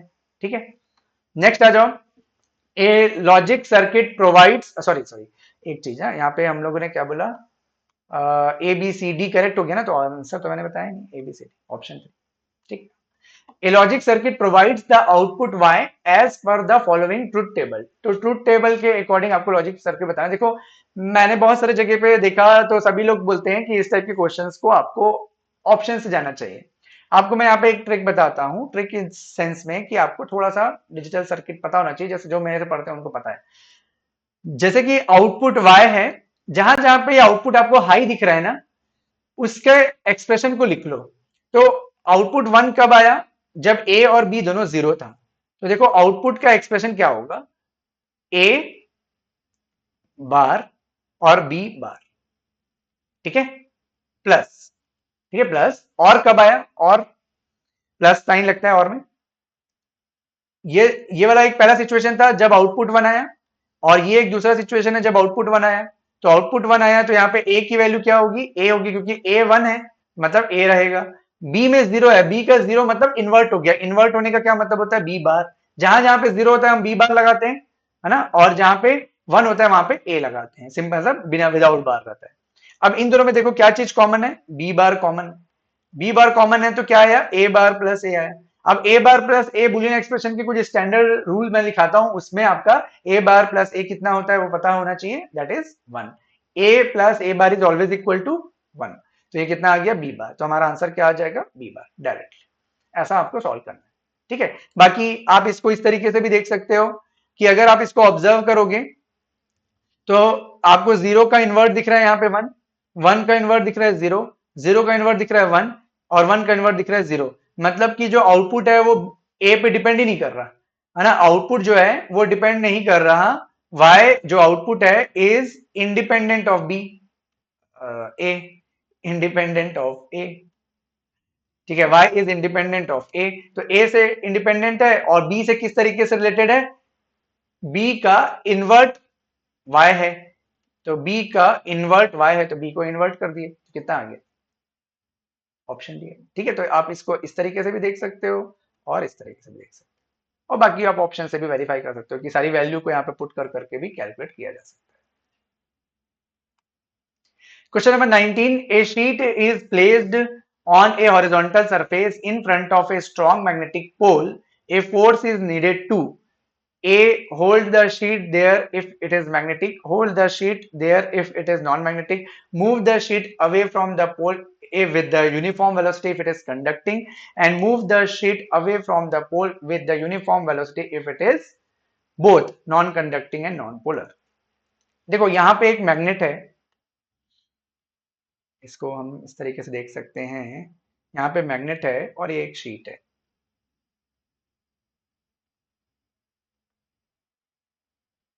ठीक है, ये मैग्नेट का नॉर्थ पोल है, इस तरफ कहीं साउथ पोल होगा, और ये शीट है। ठीक है, दिस इज द शीट। अब देखो, अगर ये नॉन मैग्नेटिक है, अगर इसमें मैग्नेटिक कोई प्रॉपर्टी नहीं है, तो इस मैग्नेट को हम इसके पास ले जाएंगे तो इस पे कोई फर्क नहीं पड़ेगा। ठीक है, और इस पे कोई फर्क नहीं पड़ेगा मतलब कोई फोर्स, मैग्नेटिक फोर्स दोनों के बीच में नहीं रहेगा।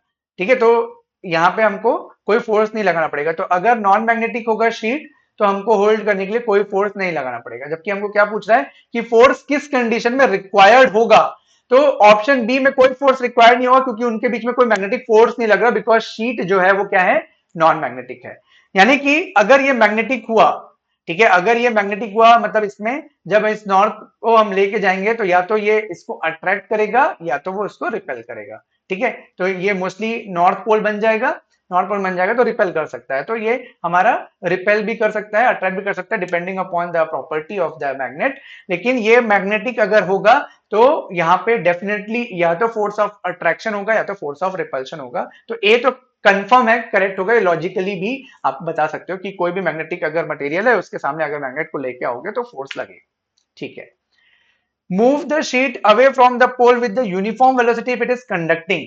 मान लो इसमें से कोई करंट फ्लो हो रहा है ना, इस शीट है, शीट में से करंट फ्लो हो रहा है, मान लो ऐसा। अगर शीट में से इस तरीके से करंट फ्लो होगा तो मैग्नेटिक फील्ड इस तरफ होगा, परपेंडिकुलर डायरेक्शन पे होता है। मैग्नेटिक फील्ड परपेंडिकुलर डायरेक्शन पे होता है, तो मैग्नेटिक फील्ड इस डायरेक्शन पे होगा। तो मैग्नेटिक फील्ड अगर इस डायरेक्शन पे है या लेफ्ट हैंड साइड पे, मतलब किसी भी डायरेक्शन पे मैग्नेटिक फील्ड अगर है, तो मैग्नेटिक फील्ड अगर यहाँ पे एग्जिस्ट करेगा मान लो, ठीक है, मैग्नेटिक फील्ड अगर मान लो इस परपेंडिकुलर डायरेक्शन पे एग्जिस्ट कर रहा है, तो अब मैग्नेटिक फील्ड है उसके साथ आप मैग्नेट को लेके आओगे तो दोनों के बीच में क्या होगा, अगेन एक फोर्स लगेगा। ठीक है, मैग्नेटिक फील्ड के प्रेजेंस में अगर आप किसी मैग्नेट को लेके आओगे तो वहां पे अगेन एक फोर्स लगेगा अगेन। तो यहां पे भी हमारे पास एक फोर्स लगेगा। ठीक है, मैग्नेटिक फोर्स लगेगा क्यू वी बी के अकॉर्डिंग। वी जो है वो आपका यूनिफॉर्म वेलोसिटी है और बी मैग्नेटिक फील्ड है। ठीक है, यहाँ पे ऑलरेडी एग्जिस्टिंग मैग्नेटिक फील्ड है बिकॉज ऑफ मैग्नेट, और उसको आप लेके जा रहे हो विद यूनिफॉर्म वेलोसिटी, तो फोर्स लग जाएगा क्यू वी बी। अगर चार्ज है, हालांकि यहाँ पे चार्ज नहीं है, तो सिंपल आप बोल सकते हो कि एक फोर्स, मैग्नेटिक फोर्स लगेगा, जो कि किस डायरेक्शन में, या तो अट्रैक्शन या तो रिपल्शन होगा। अगेन अगर मान लो कोई करंट फ्लो ही नहीं हो रहा, तो कोई करंट फ्लो नहीं होगा तो यहाँ पे मैग्नेटिक फील्ड भी जनरेट नहीं होगा। तो अगर कोई करंट फ्लो नहीं होगा तो इसके आसपास कोई मैग्नेटिक फील्ड जनरेट नहीं होगा, तो कोई मैग्नेटिक फील्ड जनरेट नहीं होगा तो अगेन फोर्स नहीं लगेगा।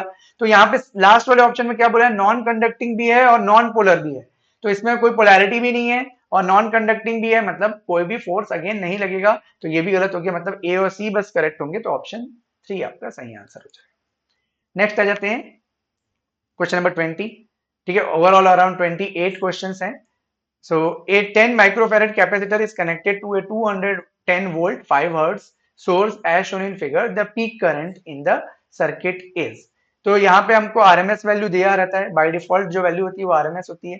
क्योंकि पीक करंट पूछा है तो हमको पीक वोल्टेज चाहिए, तो पीक वोल्टेज हमको पहले निकाल लेना चाहिए। तो पीक वोल्टेज क्या हो जाएगा, आरएमएस वोल्टेज मल्टीप्लाइड विद √2, यानी कि 210 इंटू √2। ठीक है, करंट क्या होता है, करंट हो जाएगा V is equal to I R होता है ना। तो V बाई आर, यानी कि यहाँ पे V बाई एक्स सी, और एक्स सी की value omega C into V. ठीक, तो ओमेगा क्या हो गया, 2 पाई इंटू फ्रीक्वेंसी हो गया 50, कैपेसिटेंस की वैल्यू है 10 माइक्रोफेरेड, और वोल्टेज की वैल्यू है 210 √2। ठीक है, इसको सॉल्व करना है आपको, 50 इंटू 200 एंड इंटू 10,000। तो 50, 2 और 10 ये तीनों कैंसिल हो गया, 100 इंटू 10 हो गया तुम्हारा 1000, और एक जीरो को यहां से भी ले लेते हैं तो हो गया 10⁻⁴। तो यहाँ पे मेरे पास कितना आ गया, 21 इंटू पाई इंटू √2 इंटू 10⁻⁻², है ना, इतना ही होगा। 50 इंटू 200, 100 यहाँ से आ गया, 10 हो गया तुम्हारा 1000, 1000 में से एक यहाँ पे ले लिए तो 10⁻⁴ हो गया। ठीक है, अब इसको आप लिख लो 63 इंटू 1.4, है ना, ये हो गया। देखो इसको 3 ले लेता हूँ, इसको 3 ले लेता हूँ, इसको 1.4 ले लेते हैं, और इंटू 10⁻²। तो ये हो गया 63 इंटू 1.4 इंटू 10⁻⁻²। तो 63 इंटू 1.4, 14 इंटू 3 42, 14 5 70 84 88, ठीक है, समथिंग अराउंड ये आना चाहिए। एक सेकंड, इसको हम कर लेते हैं, फोन भी गलत है, ठीक है। ये हो गया 21 इंटू 3 इंटू 1.4, यस 0.88 समथिंग आएगा। तो 0.88, क्योंकि मैंने सब रफ फिगर लिया है तो 0.88 समथिंग ही आ रहा है, ठीक है। यहाँ ये 88.2 था, इसमें डिवाइड बाय 100 कर लिए तो 0.88 आ जाएगा। एक सेकंड बस रुकना आप लोग।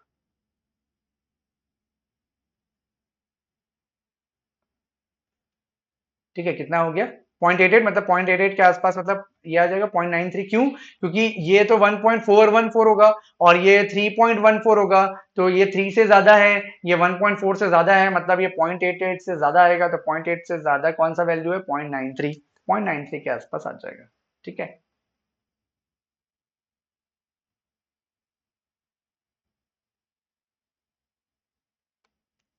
नेक्स्ट आ जाओ, एक small telescope has the objective of the focal length is 140 and the eyepiece of the focal length 5।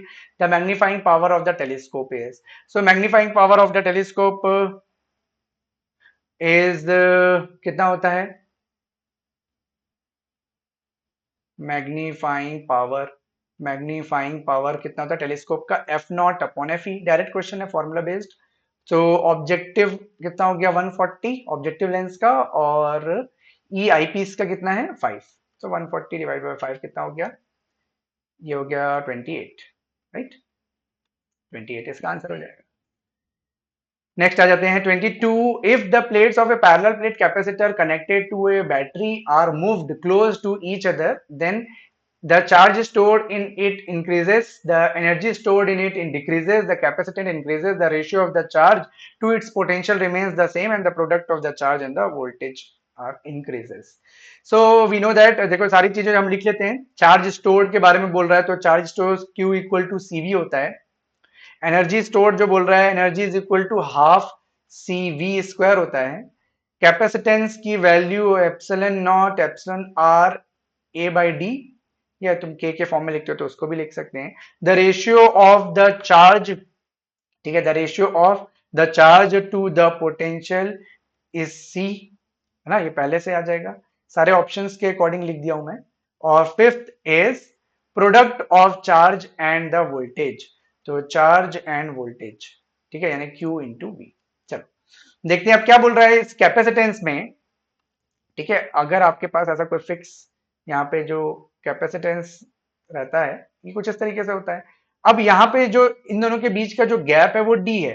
ये मूवेबल प्लेट है, मतलब आप प्लेट के डिस्टेंस को कम ज्यादा कर सकते हो। बाकी चीजों के बारे में कुछ नहीं बोला है, मतलब हमको ये मानना पड़ेगा कि बाकी सारी चीजें कांस्टेंट है, और डी जो है वो क्या हो रहा है? Move close to each other, मतलब डी डिक्रीज हो रहा है।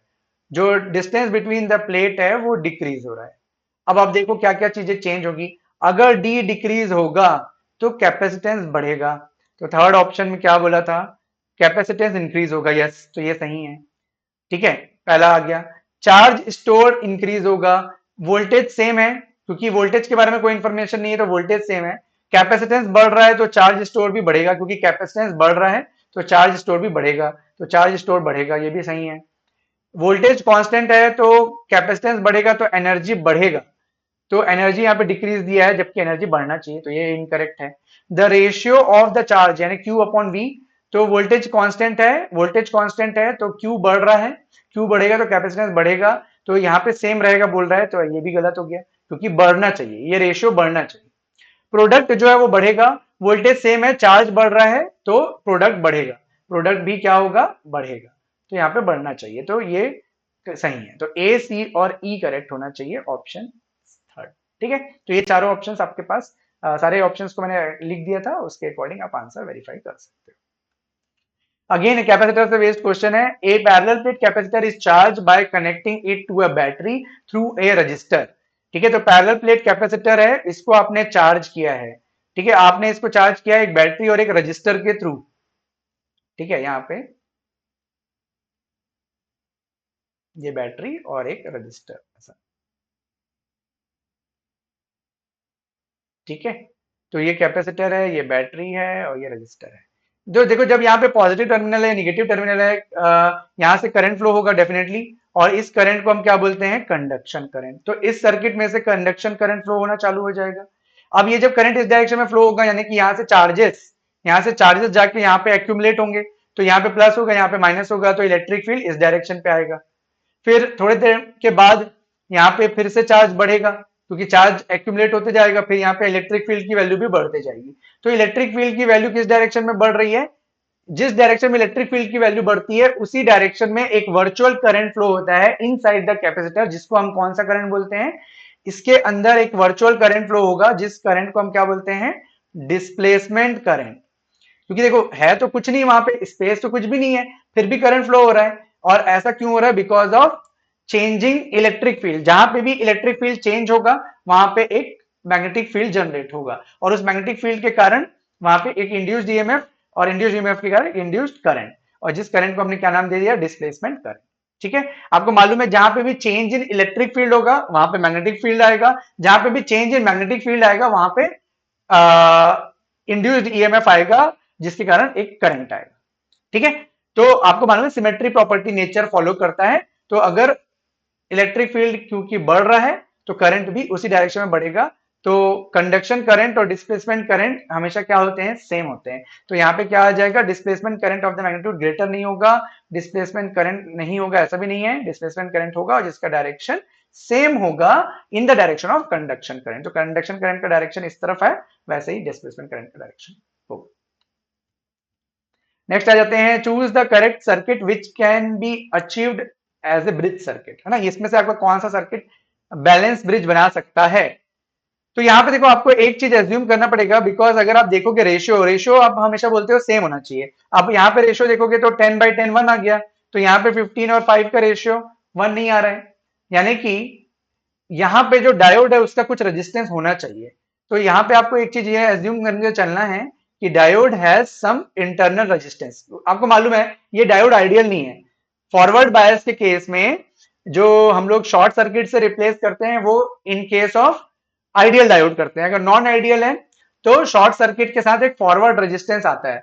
तो diode has some forward resistance, okay, और वो फॉरवर्ड रेजिस्टेंस क्या हो रहा है, उसके साथ ऐड होके वैल्यू को इंक्रीज कर रहा है। जैसे कि ये 5 है, तो ये वैल्यू 5 से इंक्रीज होके अगर 15 हो जाए तो 15 और 15 और यहाँ 10 और 10 ये बैलेंस हो जाएगा। यहाँ पे ये 5 से इंक्रीज हो जाएगा तो भी ये दोनों बैलेंस हो जाएगा। यहाँ पे 5 से इंक्रीज होगा तो भी बैलेंस हो जाएगा, यहाँ से 5 से इंक्रीज होगा तो बैलेंस हो जाएगा। ठीक है, रेजिस्टेंस की वैल्यू हमेशा सीरीज कनेक्शन में बढ़ती है, पैरेलल में कम होती है। ठीक, तो ऑप्शन डी आपका एलिमिनेट हो गया, क्योंकि देखो यहाँ पे जो भी डायोड का रेजिस्टेंस आएगा, अगर ये फॉरवर्ड बायस है, जो कि फॉरवर्ड बायस की कंडीशन को फॉलो कर रहा है ना, क्योंकि देखो यहां से ये निगेटिव साइड, इसका जो एन साइड है डायोड का, एन साइड निगेटिव से कनेक्टेड है और पी साइड यहाँ पे पॉजिटिव आ जाएगा। तो ये प्लस माइनस है, यहाँ पे डायोड जो है वो फॉरवर्ड बायस है। अगर डायोड फॉरवर्ड बायस है तो ये शॉर्ट सर्किट और एक स्मॉल रेजिस्टेंस से रिप्लेस होगा। तो यहां से यहां तक ये शॉर्ट सर्किट और एक स्मॉल रेजिस्टेंस से रिप्लेस हो गया, फॉरवर्ड रेजिस्टेंस। तो यहाँ पे जब रेजिस्टेंस आएगा तो ये 5 के साथ किस में आ जाएगा, पैरेलल में आ जाएगा, तो रेजिस्टेंस की वैल्यू कम हो जाएगी। पैरेलल में रेजिस्टेंस की वैल्यू हमेशा कम होती है, सीरीज में बढ़ती है। तो डी नहीं हो सकता, क्योंकि मुझे इसको 5 से बढ़ा के 15 करना है। तो ये फॉरवर्ड बायस है बट ये पैरेलल है, इसीलिए सेटिस्फाई नहीं कर रहा है कंडीशन। ऑप्शन नंबर 3, ये तो रिवर्स बायस में है, ये वाला डायोड तो रिवर्स बायस में हो गया, क्योंकि इसका पी साइड निगेटिव टर्मिनल से कनेक्टेड है। तो ये रिवर्स बायस हो गया, तो रिवर्स बायस हो गया तो क्या होगा, ये ओपन सर्किट हो जाएगा। ओपन सर्किट हो जाएगा तो यहाँ पे हाई रेजिस्टेंस आ जाएगा, है ना, मतलब ओपन ऑलमोस्ट इनफाइनाइट रेजिस्टेंस। तो ये वाला ओवरऑल रेजिस्टेंस क्या हो जाएगा, बहुत ज्यादा हाई हो जाएगा और इसके साथ ये अनबैलेंस हो जाएगा। अब ऑप्शन नंबर 2 पे चलते हैं।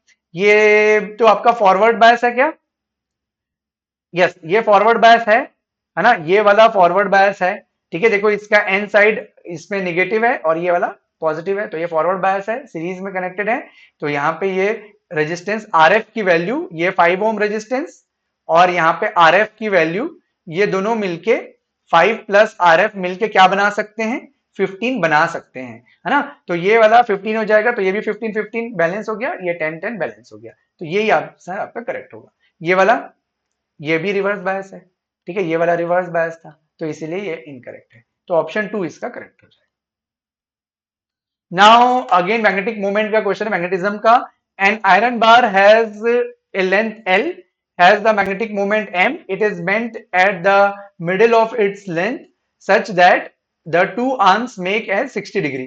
तो देखो पहले आपको क्या दिया, यहाँ पे एक लेंथ था L, ठीक है, मान लेते हैं कि ये L लेंथ का है, और इसका यहाँ पे मान लो आप ये प्लस साइन हो गया, माइनस साइन हो गया, ठीक है, डायपोल्स ऐसे बन गए, पोल्स मतलब लेंथ दिया है, मैग्नेटिक लेंथ, मैग्नेटिक मोमेंट इसका कितना है, M है। मैग्नेटिक मोमेंट की वैल्यू कितनी हो जाएगी, M इंटू एल, ठीक है, मैग्नेटिक मोमेंट की वैल्यू कितनी हो जाएगी, M इंटू एल। 60 डिग्री पे इसको बेंड करेंगे, 60 डिग्री पे बेंड कर दिया आपने इस तरीके से, सॉरी ये 60 डिग्री पे बेंड हो गया, शेप रिटेन करके रखना, स्ट्रेट रहेगा ये, ठीक है। तो ये वाला एंगल जो है वो 60 डिग्री हो गया, तो ये वाला लेंथ मिडिल से हुआ है ना, मिडिल से हुआ है, तो L/2 हो गया।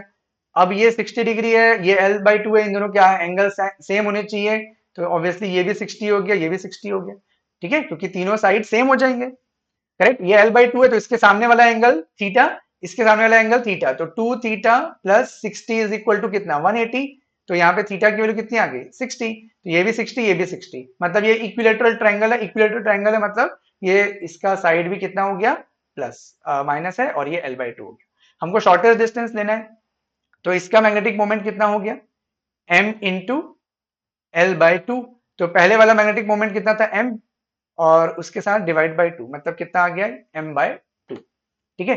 तो इस आयरन बार का मैग्नेटिक मोमेंट कितना था, M था, और हमने निकाला है magnetic moment of this magnet, कितना हो जाएगा, M/2, ठीक है। इसको आप स्मॉल m ले लो, ठीक है, इसको स्मॉल m ले लेना,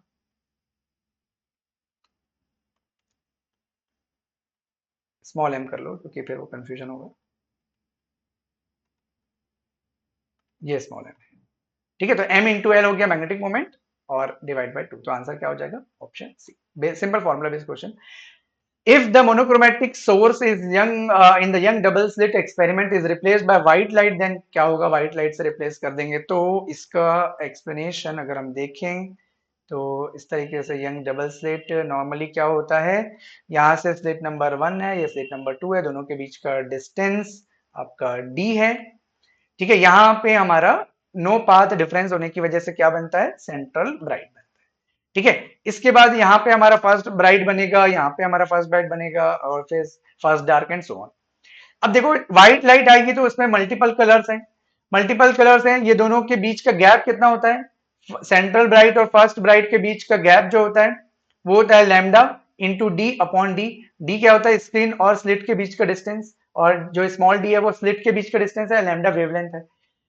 अब आपको मालूम है कि जैसे जैसे आप यहाँ पे जाओगे, है ना, वेवलेंथ क्या होगा, वेवलेंथ के ऊपर डिपेंड करेगा सेपरेशन, ठीक है। तो अब जैसे आप जाओगे विबग्योर, है ना, क्योंकि हमारे पास जो लाइट्स हैं वो व्हाइट लाइट है, तो व्हाइट लाइट जब यहाँ से इंसिडेंट होगा इस डायरेक्शन पे, और यहाँ से व्हाइट लाइट जब इंसिडेंट होगा, तो इन दोनों के बीच में कोई पाथ डिफरेंस नहीं है, तो यहाँ पे सेंट्रल ब्राइट तो वो बनाएगा। अब जब मान लो कि एक वॉलेट लाइट है, ये वॉलेट लाइट है, यहां से वॉलेट लाइट आया, ठीक है, ये दोनों के बीच का पाथ डिफरेंस क्या होगा, तो वॉलेट लाइट आएगा तो उसमें लैम्डा की वैल्यू थोड़ी सी व्हाइट लाइट के कंपैरिजन में बढ़ेगी, तो लैम्डा की वैल्यू बढ़ गई, तो लैम्डा की वैल्यू बढ़ी तो उसका सेपरेशन भी बढ़ गया, तो यहाँ पे आपको वॉयलेट कलर का एक फ्रिंज मिल जाएगा, यहाँ पे भी एक वॉयलेट कलर का फ्रिंज मिल जाएगा।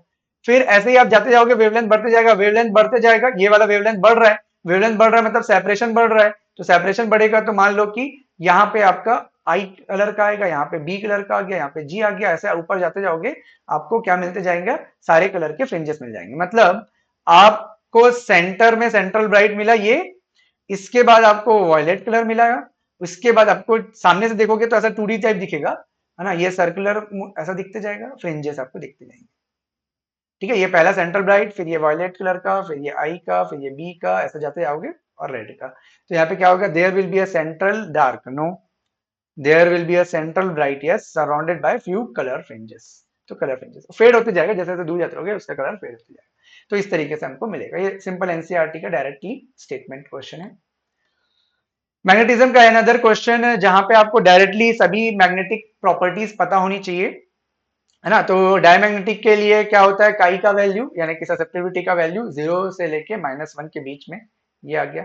तो ए का हो गया 2, ठीक है। तो हमारे पास दो ऑप्शन है। फेरोमैग्नेटिक के केस में क्या हो जाएगा 3, वेरी वेरी ग्रेटर देन 1। तो इसका राइट आंसर क्या हो गया, नॉन मैग्नेटिक के लिए 0। सो आंसर है ऑप्शन नंबर 2, ठीक है। और ये पैरामैग्नेटिक, ठीक है। वो जो शीट वाला जो क्वेश्चन किए थे उसमें ये अजम्पशन था ना कि वो कोई भी नॉन मैग्नेटिक मटेरियल नहीं है, मतलब उसमें कोई भी डायमैग्नेटिक फेरोमैग्नेटिक पैरामैग्नेटिक प्रॉपर्टी नहीं है, नॉन मैग्नेटिक है, यानी कि ये सारी प्रॉपर्टी नहीं थी उस शीट में, ये भी नहीं होता है। Now this is the last question and ideal transformer का जो क्वेश्चन है, आइडियल ट्रांसफॉर्मर यहाँ पे आपका मेंशन है। तो आपको पता होना चाहिए कि जो प्राइमरी वाइंडिंग है ना, और सेकेंडरी वाइंडिंग है, इसमें जो टर्न का रेशियो होता है वो सेम होता है, इसी रेशियो में होता है, और करंट के लिए ऑपोजिट होता है, ठीक है। ये वाला हो गया। तो इसी को हम लोग आइडियल केस में, जब नो लोड कंडीशन है, क्योंकि कोई लोड तो दिया नहीं है, तो नो लोड कंडीशन में हम इसी को वीपी अपॉन वीएस लिख लेते हैं। और ये कितना हो जाएगा 1/2। हमको पूछा क्या है, वीएस अपॉन वीपी। तो वीएस अपॉन वीपी कितना हो जाएगा 2:1, मतलब आंसर क्या हो जाएगा आपका ये, ठीक है। इसमें आप एक चीज और ध्यान रख सकते हो कि नॉन आइडियल केस, मतलब आइडियल डायोड में, आइडियल ट्रांसफार्मर में आउटपुट और इनपुट पावर सेम होता है। तो आउटपुट मतलब सेकेंडरी के करस्पॉन्डिंग, तो VS into IS. Prime input मतलब प्राइमरी के करस्पॉन्डिंग, यानी प्राइमरी में जो आप दोगे तो primary voltage and primary current. तो यहां से अगर आप देखोगे तो VS upon VP is equal to IP upon I S होता है, ठीक है। ये रिलेशन है, ये रिलेशन है, ये दोनों में से कहीं से भी आपको क्वेश्चन आ सकता है। एफिशिएंसी होता है आउटपुट अपॉन इनपुट, सिंपल। तो आप एफिशिएंसी 100 पर यहाँ पे हम लोग आइडियल ट्रांसफार्मर मान के चल रहे हैं, ठीक है। Thank you guys for watching this session. ये थोड़ा लंबा सेशन हुआ, ऐसा डिटेल एक्सप्लेनेशन आपको कहीं पे भी नहीं मिलेगा, और इसमें आपको पूरे 12th के पार्ट कवर करा दिए गए हैं। और अगर आपको कोई भी पर्टिकुलर टॉपिक 11th या 12th का किसी में भी दिक्कत आती है, चाहे आप बोर्ड एग्जाम की प्रिपरेशन कर रहे हो, चाहे आप 11th की प्रिपरेशन कर रहे हो, कमेंट सेक्शन में कमेंट करके जरूर बताना, मैं उससे रिलेटेड आपके लिए वीडियो बनाऊंगा। ये डिटेल सॉल्यूशन आपको कैसा लगा, ये चीज भी आप कमेंट सेक्शन में कमेंट करके बता सकते हैं। और सब्सक्राइब जरूर कर लेना चैनल को, क्योंकि इस चैनल में नीट 2025 और जेईई के रिलेटेड टॉपिक्स, एग्जाम से रिलेटेड टॉपिक्स, रिलेटेड क्वेश्चंस और थ्योरी कंटेंट अब आपको रेगुलर बेसिस पे मिलने वाला है। So don't forget to subscribe. And अगर कोई भी क्वेरी हो तो सारी चीज क्वेरी जो है वो आपका कमेंट सेक्शन से ही रिजॉल्व होगा, इसीलिए कमेंट करना ना भूलें। और अगर पॉसिबल होगा तो मैं बहुत ही जल्द आगे आने वाले वीडियो में आप लोग के साथ अपना नंबर भी शेयर करूंगा, जिसमें आप मैसेज करके मेरे साथ कनेक्ट हो सकते हैं। इसका सेकंड पार्ट भी हम लेके आएंगे, जिसमें हम 11th पार्ट को कवर करेंगे, जिसमें हमारा एनएलएम के क्वेश्चंस हैं, है ना, मोमेंट ऑफ इनर्शिया के क्वेश्चंस जो भी आए हुए हैं, आपके ग्रेविटेशन के जो क्वेश्चंस आए हुए थे, बेसिक बेसिक जो क्वेश्चन, यूनिट डायमेंशन के क्वेश्चंस, ये सारी चीजों को हम वहां पे डिस्कस करेंगे। Thank you.